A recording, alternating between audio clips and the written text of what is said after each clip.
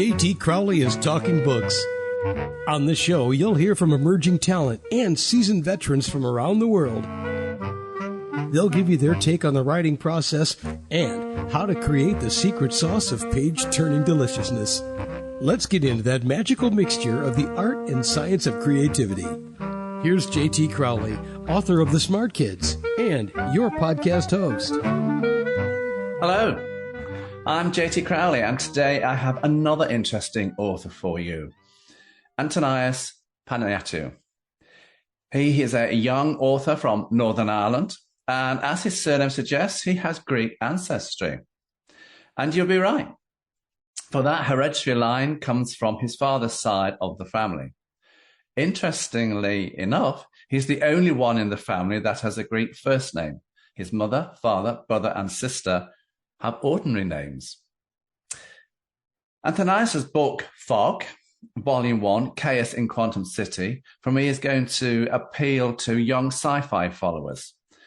Not, of course, ruling out those maturer sci-fi readers who are a little further down the life in life's path and not quite 1 foot in the grave.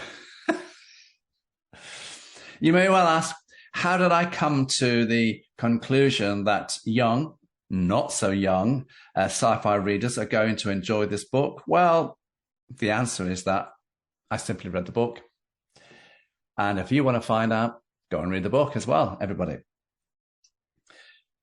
But for the purpose of the interview, instead of calling Athanasios the whole interview, he's actually, his friends call him Athan. So we've agreed we're going to stick with Athan, because that's what his friends call him, everybody, and his family. I think if he's in trouble by his mother, he'll get his full name, and then he knows he's really in trouble when his mother calls him Athanasios. That means trouble. Athan, from a very early age, has loved comic books, pop culture, superhero figures, and futuristic thinking. And when you combine these childhood likes and fantasies, you start to see where the concept of Athan's book comes from.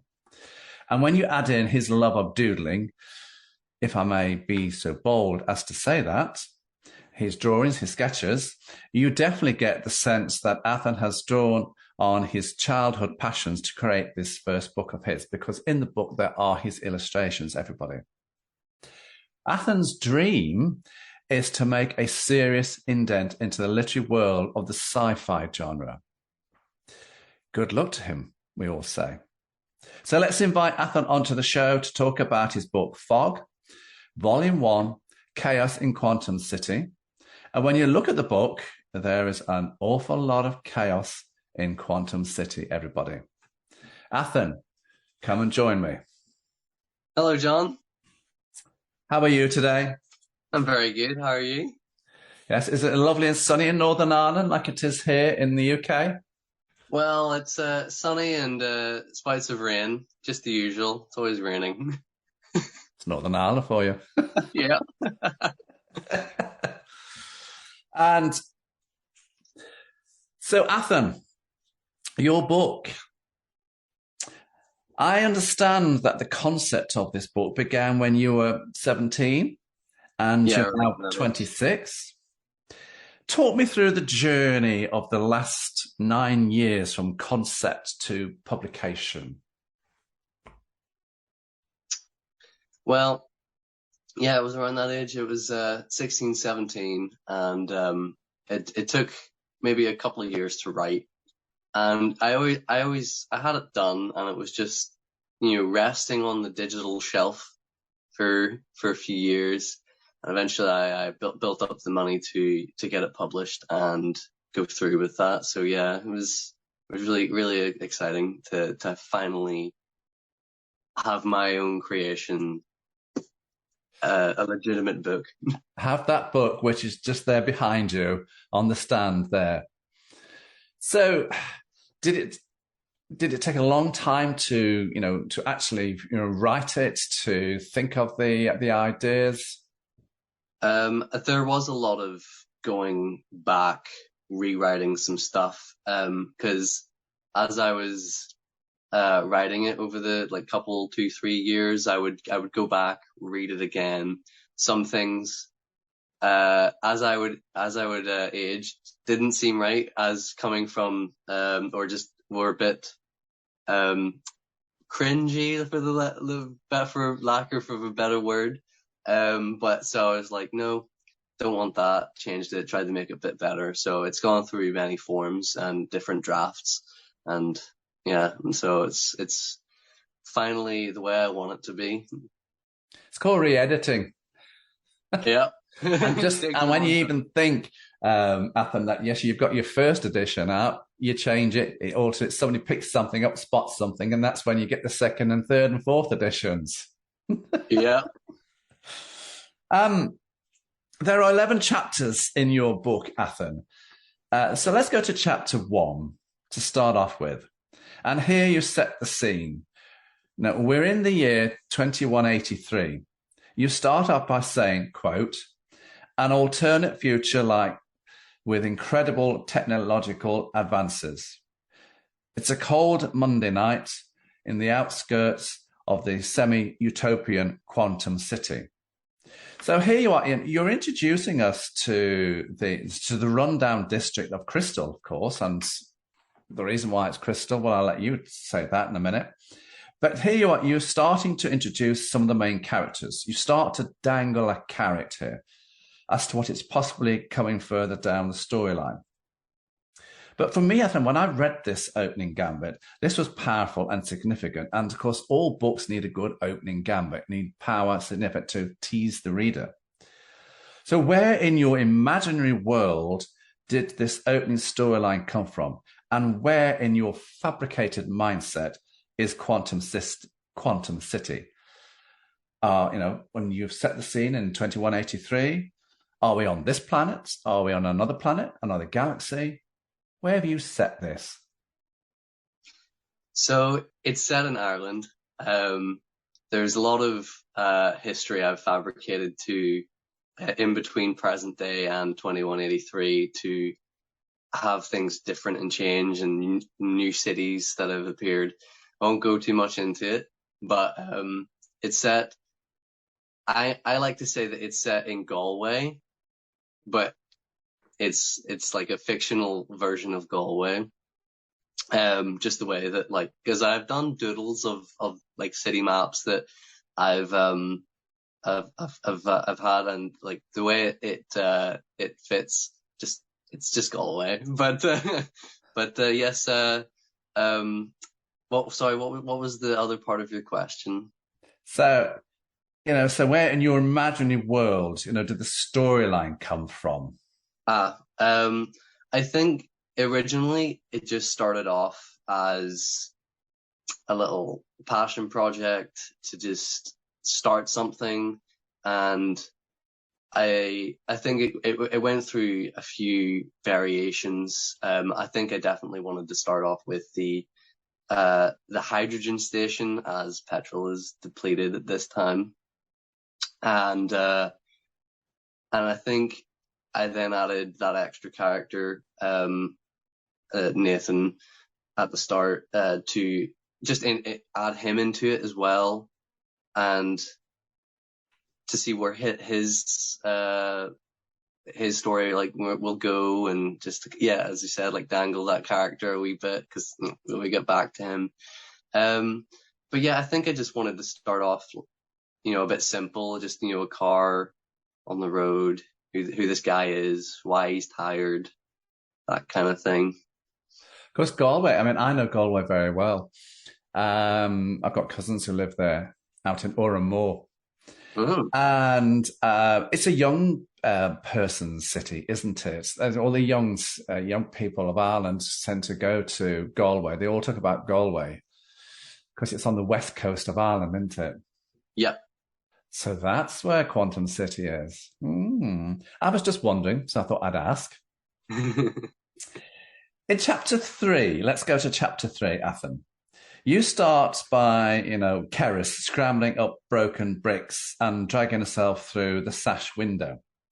She's invaded Doug's depressing hovel, so to speak, yet these two characters strike up a reasonable friendship. What was going on in your mind when you wrote this chapter? Why the scene? and why the storyline involving Keris and Doug? Because Keris really is one of the main protagonists, isn't she? Yeah, but she Doug is. is just a strong character as well. Yes. After trying not to spoil what's in the book, because you'll have to read it. Good cue.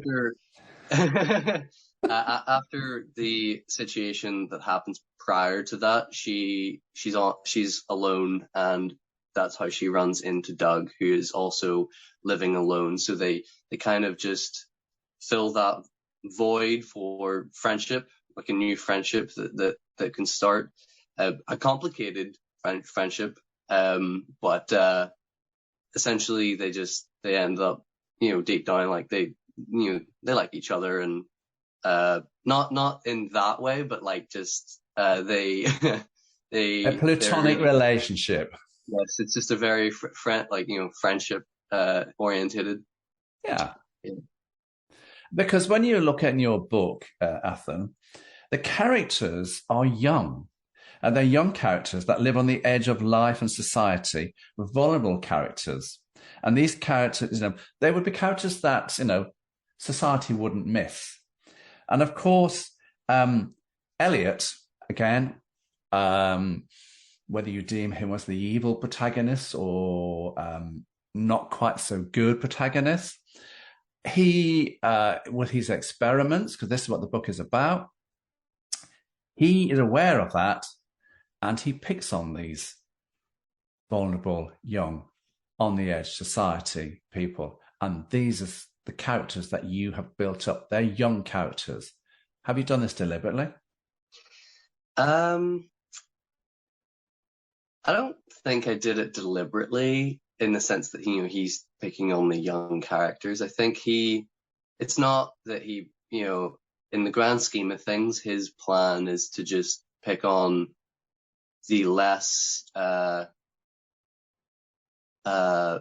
like financially stable, like lower class. He's a very high class, kind of pompous character. Oh, mm-hmm. Yeah. So he has a lot of disdain for lower class people, but you find out why in the book. But I think with the characters that I've introduced, Keris and Felix, they're, yes, the younger ones.